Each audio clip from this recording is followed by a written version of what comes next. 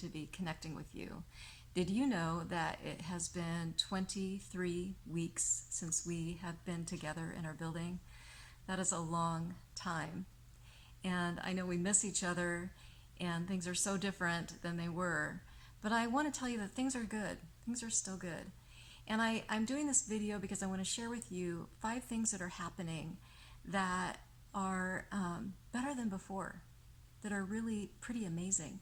The first thing is that we have an 88% participation rate in our church right now. 88%. That's fantastic. That's better than any other church that I've heard about during this pandemic. And I know it's because we love each other, we need each other, we're committed to each other, and we know that we cannot survive a crisis without each other. And that's proving to be true in this.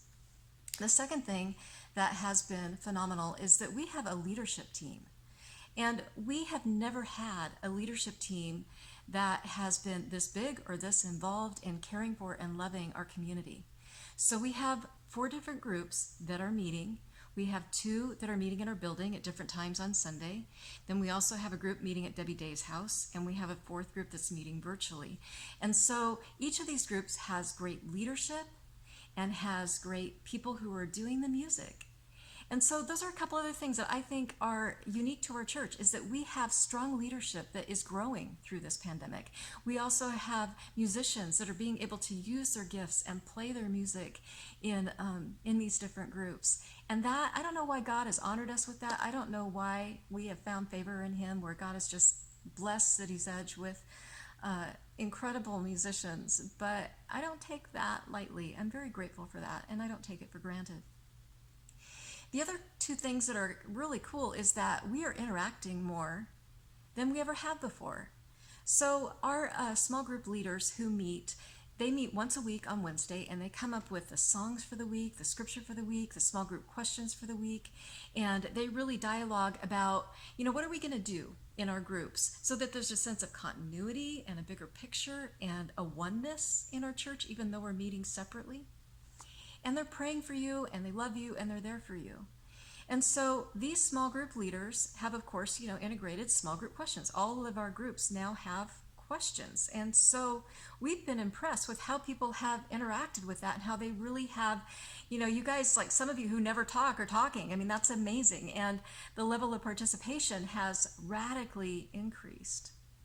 I think another thing that's happened in our church that's better than before is, as we've gotten smaller, we've gotten more intimate. And I think because of that, we are better connected with each other.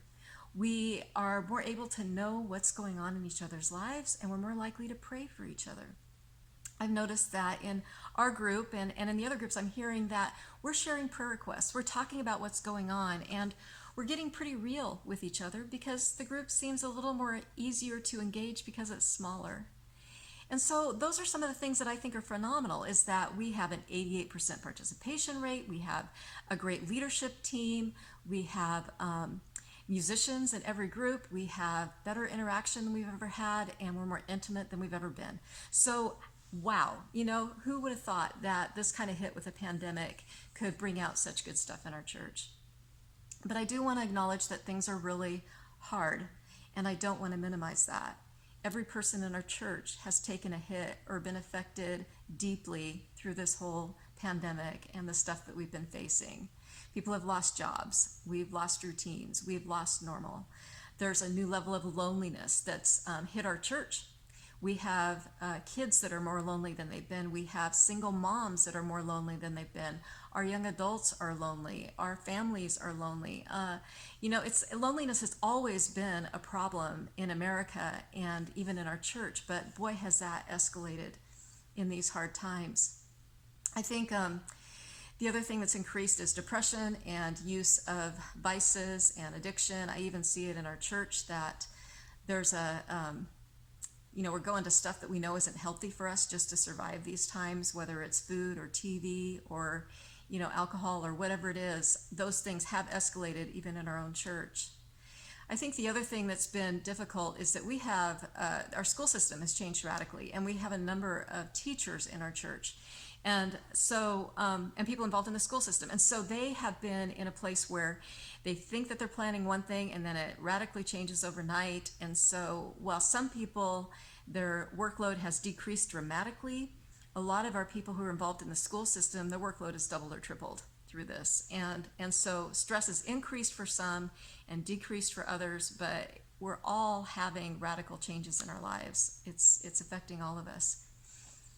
And we've all experienced some pretty great loss.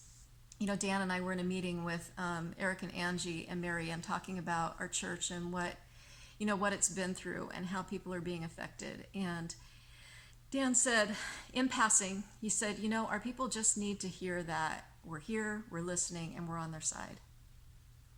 And when Dan said that, I was like, that is so true. And that's exactly what I need to hear. And I know that's what our people need to hear. And so that's why I'm doing this video, is so that I can actually say it to you out loud. You know, I'm here, I'm listening, and I'm on your side. And I think that's something that we can say to each other. I think that's something that would be valuable to send in a private message or to post on Facebook or to whisper into someone's ear if you can get within 6 feet. But, you know, just let people know I'm here, I'm listening, and I'm on your side. That's something that I think we're starved for. We want to know that we belong. We want to know that people are going to show up for us. We want to know that we're not alone. And those are the things that I think those words say. And so I encourage you to communicate those 3 things to someone this next week. I'm here, I'm listening, and I'm on your side. These are difficult times. And it's going to expose the stuff that we're made of. It's all going to come to the surface. The good, the bad, the ugly, it's all going to be out there. And what I want for our church is to be a church that is gracious in a graceless world, that is resilient in its love, and that is also the hands and feet of Jesus to our communities, to our neighbors, and to each other. So let's do this. Let's be there for each other. Let's listen, and let's be on each other's side.